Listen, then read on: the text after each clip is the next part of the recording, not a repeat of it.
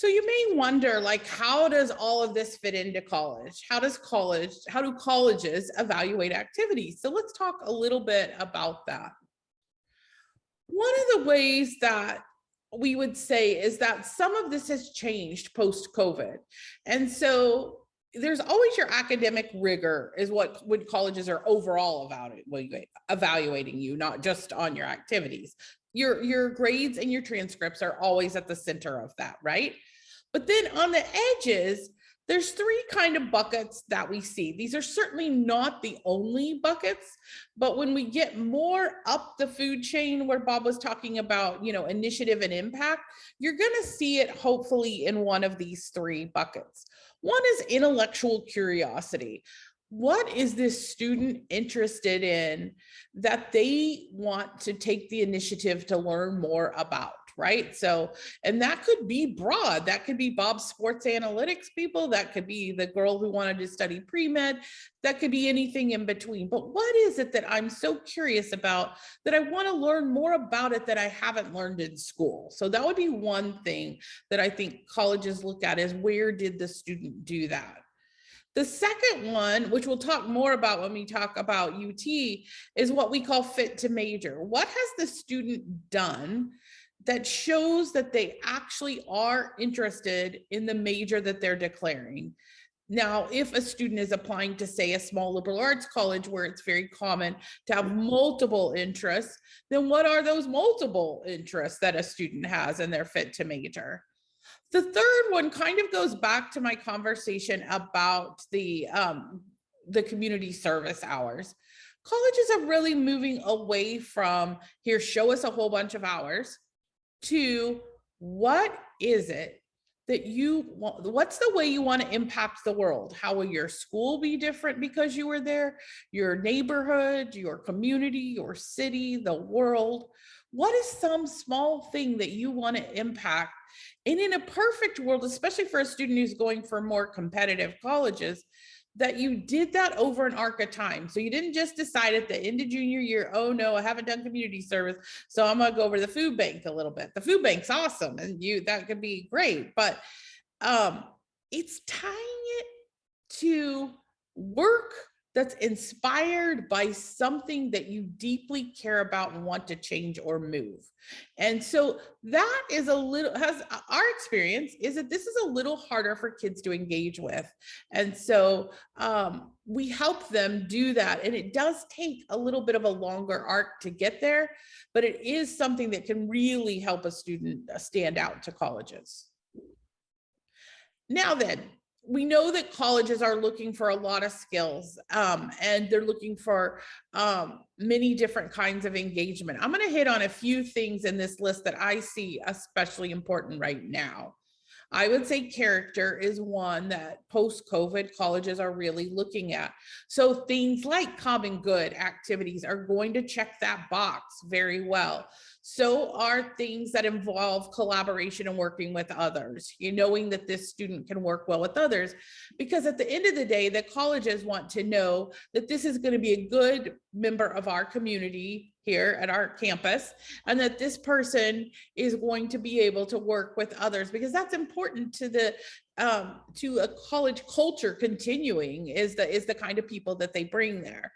I would say creativity and problem solving are also really important skills to colleges, as are resilience and self-advocacy. We are seeing more and more students reporting staying in their rooms, not getting involved, and colleges are shifting their world, but they're wanting to see examples that students are doing that in high school, because what students did in high school is the biggest predictor of how they're going to go in college. So these are some of the things they're looking for.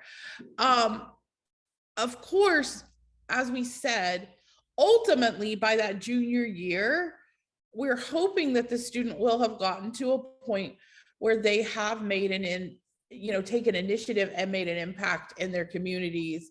And as Bob said earlier, for students who this is really scary for, you definitely can do this as a family. We had a wonderful family a few years back that was really into animal rights, and they did a lot as a family, but yet each student in the family took a different job on based on their skills. So overall, looking for ultimately, how will you make an impact? And that could be a big impact, or what isn't maybe a big impact, but you are able to communicate it. That's important, that you can actually communicate what impact you made. Now, there are a couple of examples that we shared earlier that we want to build on and explain how a college might ultimately look at these activities in this engagement. Jenny, the ice cream lover, not only was she the expert scooper, but the ice cream shop looked at her and said, "You're such an advocate for this. We want to promote you to a citywide position where you're merchandising ice cream." And that student, Jenny, it sparked her interest in sales. She would have never considered herself a salesperson when she first got that job, but it ultimately allowed her to take on more initiative and communicate to herself and to the schools that she applied to, "I'm really interested in schools that have great marketing or sales programs." The second example is Elle, who took the class to teach themselves Swift. Based on that, they enjoyed that online course so much that they learned 3 other programming languages on that platform. Before their junior year, they did attend one of the pay-to-play online research academies that Lisa mentioned. But as Lisa said, the importance of that was to start their initiative. It wasn't to simply to be involved. It was to say, I now have these skills and this experience. And they took that experience in research and was part of a team that looked at the impact of TikTok on teen mental health. Now, Smita, who was interested in science as a young person and who volunteered at the local hospital, attended a summer program prior to her junior year where she connected with other students who shared her interest in medicine. And she built on that to then pursue an internship. Her parents were the initial point of connection in cancer research at a local teaching hospital in the summer between her junior and senior year. Now, Lisa, could you talk a little bit about how highly selective colleges, the most competitive schools, look at activities either in terms of admissions and or in terms of specific majors at their school? Absolutely. Because I think one of the important things as you're thinking about the level of engagement for your student is to think about maybe where they're thinking of applying, right? And if the answer is highly selective colleges and or highly selective majors, then I think that it shifts ever so slightly. I would say, first of all, you want to think about, is the student engaged at a regional level, a state level, a national level? Do students see problems that they're trying to solve? One of the things I often ask my highly selective students is, so how will things be different because you are there?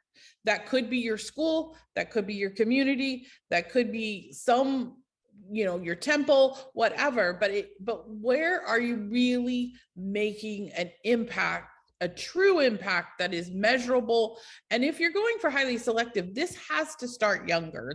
It's very, very hard. You can catch up, but you really, in an ideal world, you want to start this younger so that you have time to build. And this is especially true for our STEM students. So we see this in computer science, engineering, data science, that you really need extensive multi-year engagements with portfolios, with GitHub, with the something that shows the work that you've done. And then I think independent research is becoming another way to stand out. I don't believe it's the only way. And I do want to say that. I think there are students independent research is a great option for, and I think there's other students that are going at their at showing their skills and talents to colleges over an arc that might not include research. But we do know, if you just think about this, student is reviewed by an admissions committee On the first read, you know, they're looking at grades, test scores, you know, resume, all that. But in the second read, most of that everyone has the same grades and test scores or similar, right? And so what you've done really rises to the top. And that's where you can't hide. You've got to have a very solid resume that tells your story, not a padded resume, but a resume that is only you, that makes sense and is authentically you.